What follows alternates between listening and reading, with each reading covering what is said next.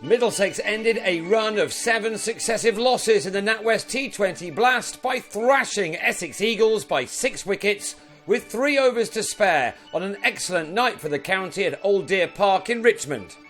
Essex won the toss and batted, looking to make the most of a previously used pitch, but they lost Mark Patini in the first over as he edged Stephen Finn behind.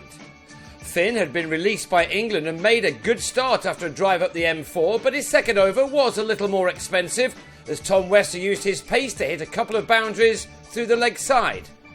James Franklin came on in over number 4 and struck in his first over. Jesse Ryder adjudged to have gloved a pull behind after making 3, with a total on 22 for 2.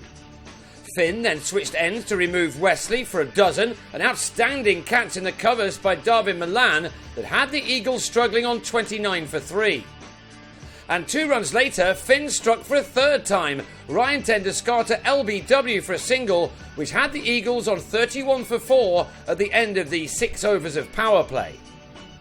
Finn ended with the very impressive figures of 4 for 28, a career best, as he finished off by having Ravi Bopara held in the deep by Nick Gubbins for 15.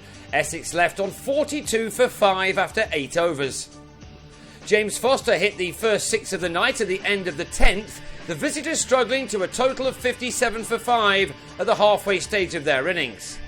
Liam Dawson, on loan from Hampshire, also cleared the rope off Ravi Patel as the Eagles tried to get their innings off the ground. Dawson and Foster finally began to develop a partnership of note.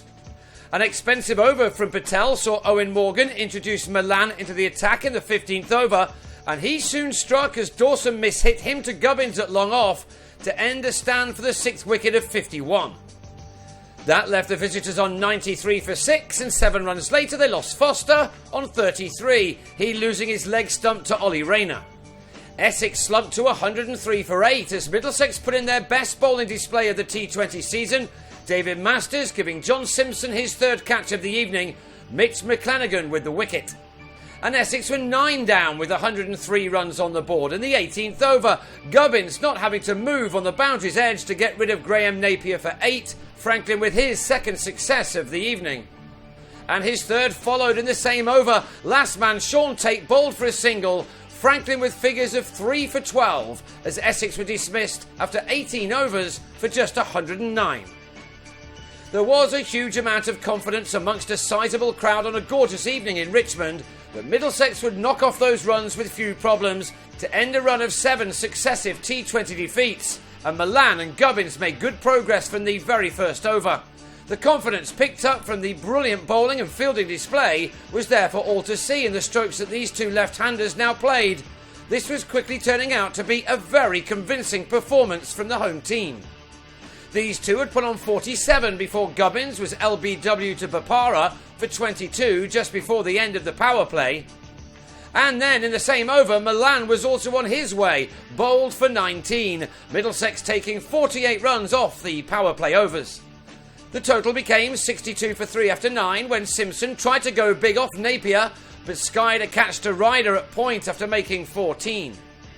Middlesex gave a debut to 19-year-old George Scott, who hails from Hertfordshire. He had time to bed in before he had a go to try to get the game finished in a hurry. This a lovely shot over the top for 6. He and Morgan had soon put the result of this game beyond doubt. There was no need to be anything more than professional in chasing such a small target.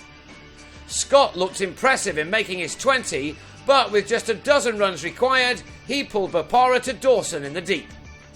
Middlesex did not have to rush from there, Franklin finishing the game off with a couple with 3 full overs to spare. A thoroughly convincing performance, and one the club can take a lot of heart from after their recent troubles in this tournament. There's confirmation of the result, 6 wickets with 18 balls to spare. The 2 teams meet again in Chelmsford next Friday, and we can only hope for more of the same.